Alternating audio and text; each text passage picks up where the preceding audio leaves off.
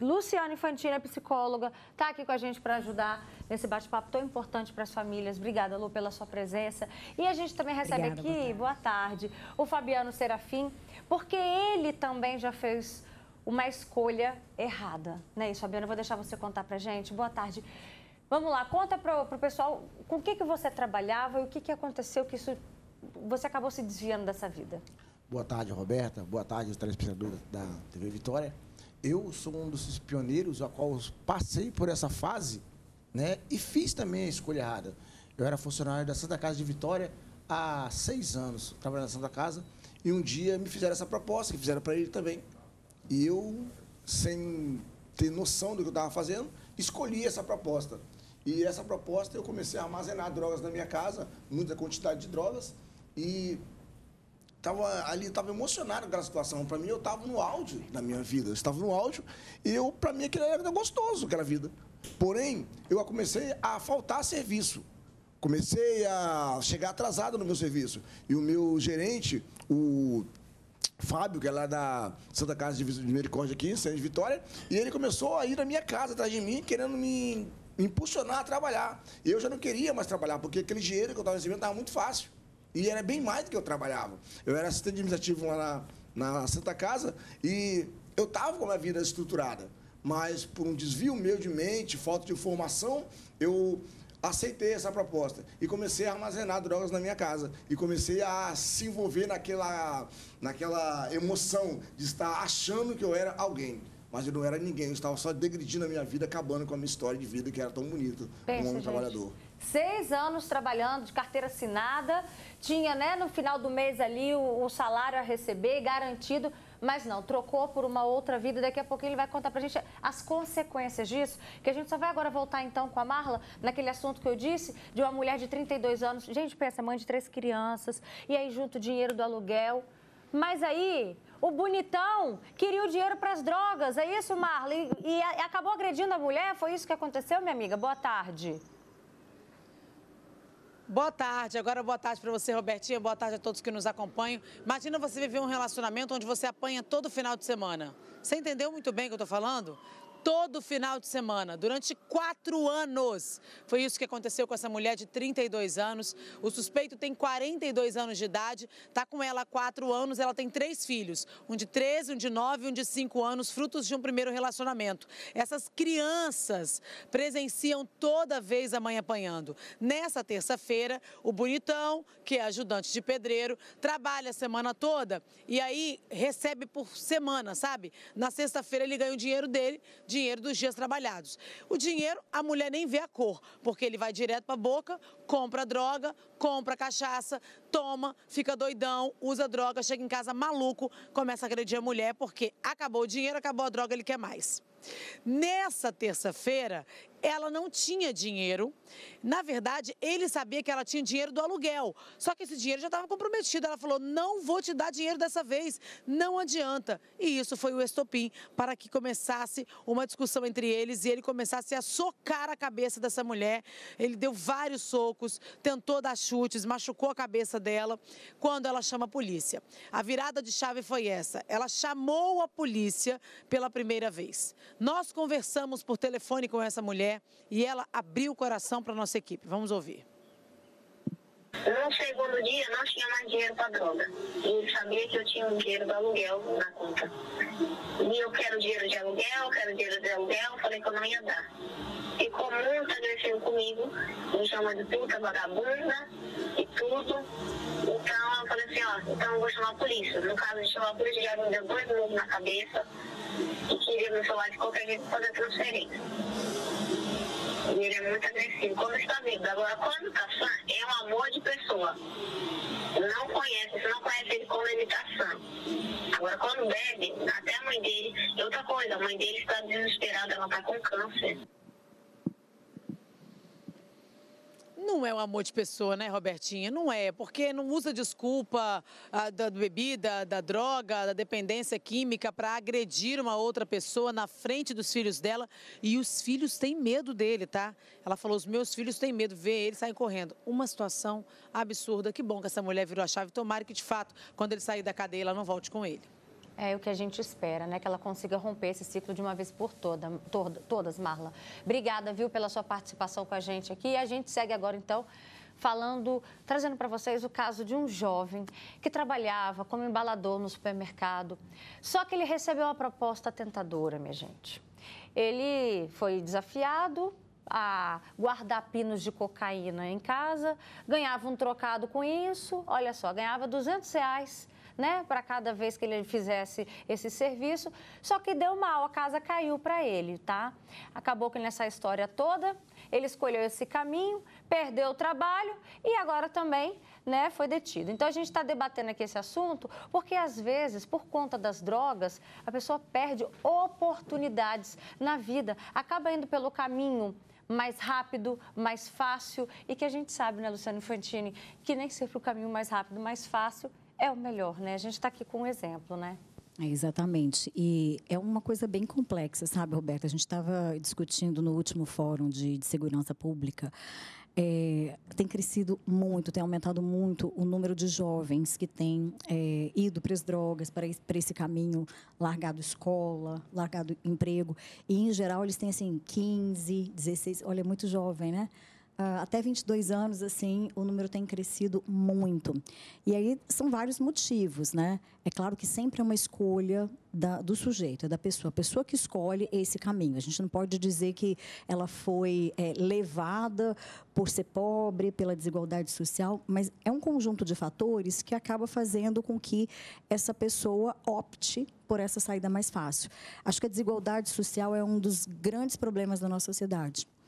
E aí faz com que a formação dessas pessoas, né, a educação seja uma educação com uma qualidade menor do que outras classes, a entrada, o ingresso no mercado de trabalho também, né? Então, muitas vezes, ele acaba vendo um salário que não anima, né? E aí o que ele vai receber é 5, 6 vezes mais, como o Fabiano colocou aqui. Então, acaba, no primeiro momento, sendo bastante atrativo, né? A outra questão também, às vezes, tem desestrutura familiar, no caso dos jovens, algum problema com baixa autoestima. E aí eles veem nesse caminho aí também uma forma de poder, né, de ser valorizado, reconhecido na sociedade. Porque existe um status, né, com quem trabalha e... Nem vou dizer trabalhar, né? Mas com quem usa esse tipo de coisa, com quem pratica esse tipo de ação ilícita, né? Enfim, e também tem questões do próprio sujeito. Muitas vezes ele já está envolvido com drogas e aí ele acaba, né, fazendo esse tipo de serviço aí para os traficantes, porque é presa fácil, né, Roberto? Com certeza. São 2h32. Participa comigo, você que está agora acompanhando o Fala Espírito Santo. Você conhece algum jovem que abandonou a escola, que saiu do trabalho para levar essa vida no tráfico? Qual foi o fim dele? Qual foi o futuro dele? Conta pra gente aqui, que vai enriquecer muito o nosso debate. O Fabiano estava contando aqui. Foram 6 anos de trabalho, carteira assinada e, de repente, trocou essa vida. Você ficou quanto tempo, Fabiano, achando que tudo estava massa, achando que estava ganhando dinheiro? Você ficou quanto tempo? Roberta, desde já eu quero só abrir um aspa aqui. Para você que está trabalhando, para você que está sem emprego, desiste dele não. Continua aí onde você está, porque aí é o melhor para a tua vida. Porque eu provei desse outro lado e eu não quero voltar lá de novo. Então, eu te dou um conselho, continua aí onde você está, ganhando o seu pouco, que o seu pouco, eu tenho certeza que Deus vai te gratificar bem mais. É digno, porque né? É digno, porque eu tive várias consequências na minha vida a respeito quando eu comecei a me afastar do meu trabalho. Eu comecei a me entregar mais no consumo da droga. Eu comecei a consumir ela. Eu só guardava, eu comecei a consumir. Então, eu já não ganhava mais o dinheiro que era para mim ganhar. Eu comecei a gastar aquele dinheiro antes mesmo de pegar. E a minha vida ela começou a voltar para trás. Eu comecei a mendigar aquela droga para poder usar. E nisso eu era obrigado a guardar, porque senão não teria como usar. Né? Era moeda de troca, né? Moeda de troca. Então, o que acontece? No começo, é tudo gostoso, é tudo maravilhoso. As pessoas, a gente acha que nós estamos vivendo uma fantasia maravilhosa. Mas começa um tempo que você vai degredir a sua vida. Você vai começar a ser escravo daquilo ali. E aí que a sua vida começa a degredir, a cair. A sua família começa a perecer, entendeu? Os seus parentes que estão ao teu redor, as pessoas, seus amigos começam a desacreditar de você. Por quê? Porque você não tem um caminho correto, você não tem uma vida lícita, né? Você teve alguém que descobriu que você estava armazenando aquilo em casa? A minha mãe. A minha mãe, lá no bairro da Penha, ela subiu na laje e perguntou para mim bem assim, o que tem nesses sacos que tem aí? Eu falei bem assim, é tudo maconha. Você assumiu, admitiu para ela? Falei para ela. E ela falou, você não precisa disso. Eu falei bem assim, mãe, é para os amigos. Né? Eu tinha armazenado na minha casa 6 sacos de maconha. Sabe por que eu estou perguntando isso? Porque tem mães aqui relatando para a gente no nosso WhatsApp, olha só, Lu, que descobriram recentemente que o filho está envolvido com coisa errada. Você imagina o desespero, o desgosto dessa mãe. Ela não deve saber mais o que fazer. Olha só, tem gente falando aqui, Roberto, eu descobri ontem que meu filho bebe. Eu fiquei arrasada porque ele disse que não queria beber. Agora eu tenho medo dele estar usando drogas. Ele tem 19 anos. Tem outro relato também, eu estou lutando para fazer meu filho entender que dinheiro de droga não prospera. Já estou doente, tá? E ele já foi preso 3 vezes. O que além de conversar, além de dialogar, pelo que dá a entender que essa mãe aqui está lutando, o que mais ela pode fazer para explicar para ele exatamente isso, que o dinheiro da droga não prospera? Esse é o primeiro ponto mesmo, é mostrar que é uma ilusão, né, Roberta? Nós já vimos, assim, vários relatos, né? O Fabiano mesmo está dando o relato dele que, parabéns, é muito, muito importante as pessoas estarem ouvindo. E outros, né, relatos que já passaram aqui no programa mostrando que é uma ilusão, né? O dinheiro da droga acaba sendo utilizado pela própria droga, né? O menino acha que vai ter um atalho ali para ter uma vida melhor, que vai conseguir subir na vida. E não é real. Então, acho que a mãe pode tentar mostrar exemplos, né? Que hoje tem vários exemplos aí para tentar mostrar para o filho que isso, né, é uma ilusão. E pode também procurar ajuda profissional, né, Roberta? A gente tem vários profissionais, como, por exemplo, psicólogo, psiquiatra, para poder mostrar, né? Fazer com que essa criança, esse adolescente, ele entenda, né, dessas fragilidades que ele tem, e que ele consiga ter uma consciência melhor sobre aquilo que ele está começando a fazer. Agora, se é um jovem que já está há mais tempo nesse mundo, precisa, sabe, de uma intervenção um pouco mais pontual dos pais, aí, uma rede de apoio, muitas vezes, assim, carregar mesmo para um centro de ajuda, porque é difícil sair sozinho, né, Roberto? Agora, é incrível como que eles caem, como que há uma forte influência, embora a pessoa ela só vai para essa vida porque ela permite, porque ela quer, como você bem disse. Mas, olha, tenta, viu? O inimigo tenta. Olha o comentário dessa mãe, gente, olha aqui. Muito parecido com essa história que a gente está trazendo hoje. Meu filho entrou nessa, ele trabalhava no supermercado e os caras do tráfico falavam para ele, quer vender droga? Dá mais dinheiro. E sempre mostrando um bolo de dinheiro para ele. Então, ele ficou louco, entrou nesse mundo. Ele foi preso, ficou 6 anos na cadeia, saiu. O que aconteceu? Voltou para o tráfico. Agora ele está querendo sair, mas está difícil. E fora que ele não pode ir em todos os lugares, né? Como é que você fez para sair? Eu procurei ajuda, né? Pastor Márcio da Vitória, no projeto Homem Mais Um.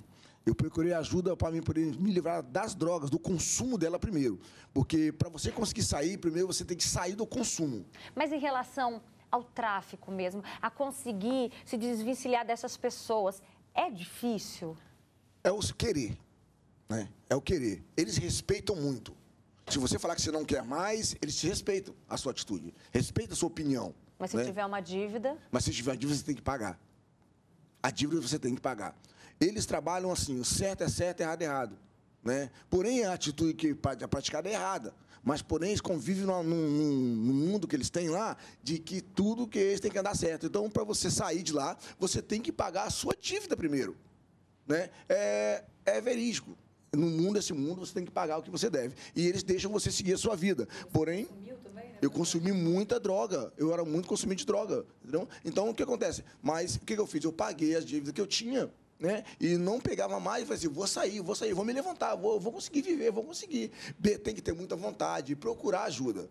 Porque o primeiro passo é você admitir que você precisa de ajuda. O primeiro passo é você declarar para você mesmo, não consigo sozinho, tem alguém que me estender as mãos, né? Eu louvo a Deus pela vida do pastor Frank, também, que me ajuda bastante, da Assembleia de Deus, Ministério Renascer. Então, ele me ajudou bastante, o pastor Márcio da Vitória me ajudou bastante também nisso também, né? E eu louvo a Deus pela vida das pessoas hoje. Hoje eu tenho minha esposa dentro de casa, minhas 2 filhas, que me ajudam bastante também, que é a minha vontade, a minha verdade, para me continuar de pé, é a minha família.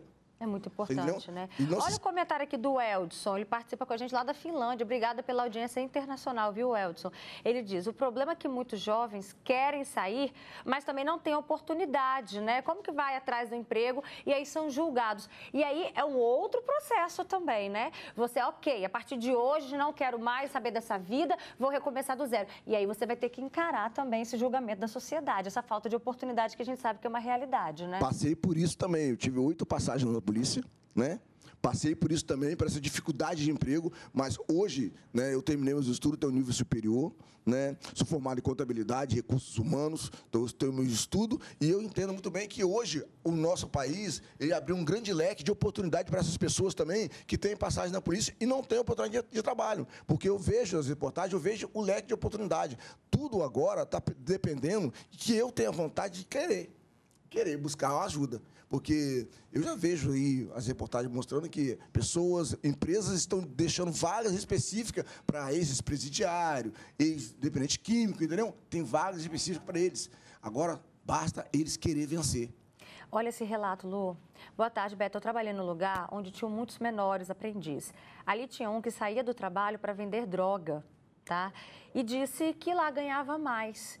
Então, a gente está falando de um menor aprendiz, uma pessoa que está deixando uma oportunidade, que ela poderia estar começando o currículo, né, mais cedo, pensando assim, estou tendo minha primeira experiência no mercado de trabalho aos 15, 16 anos.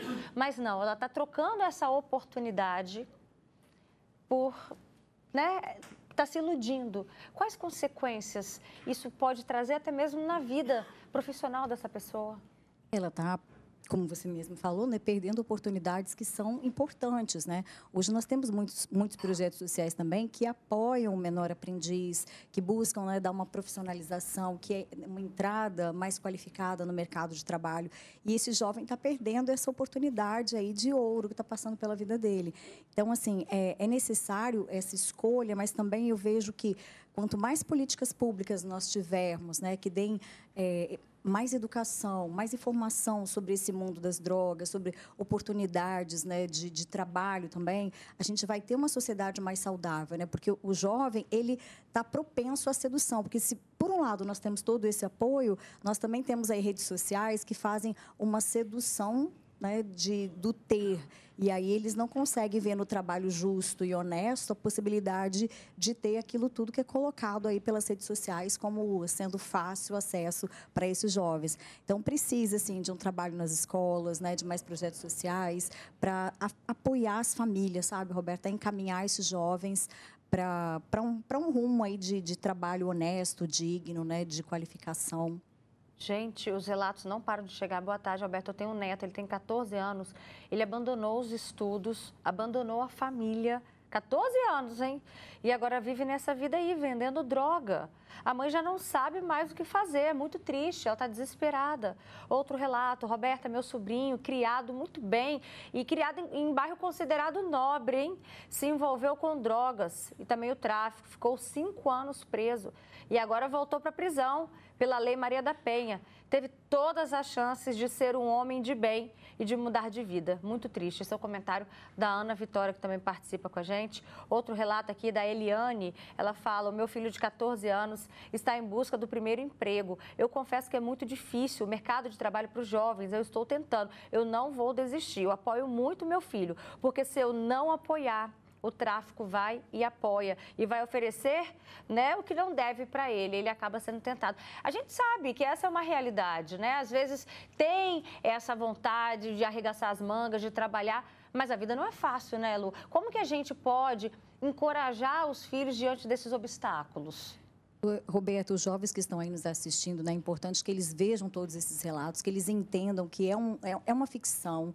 Né, esse dinheiro de droga não vai dar todo esse glamour que ele pretende, não é assim a vida.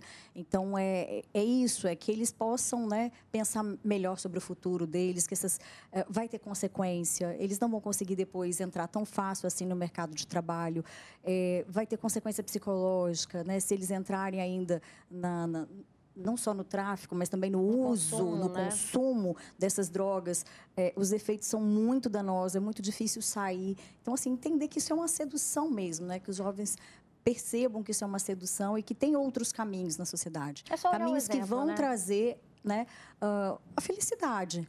Acho aí. que é por aí. É só olhar o exemplo, né, Fabiano? Você vê, por acaso, né? Você tem algum amigo aí, traficante rico, que anda de carrão, que anda de Mercedes, que tem imóvel, que tem casa, que né, é complicado. Olha a realidade deles, que às vezes quem é adolescente, né, quem é jovem, acha que vai ter tudo isso, mas não. Obrigada, Fabiano, pela sua presença, viu? Dá um abraço na esposa, como é que é o nome dela? Fernanda. Um abraço, Fernanda. Obrigada, Lu, também pela sua participação com a gente, tá?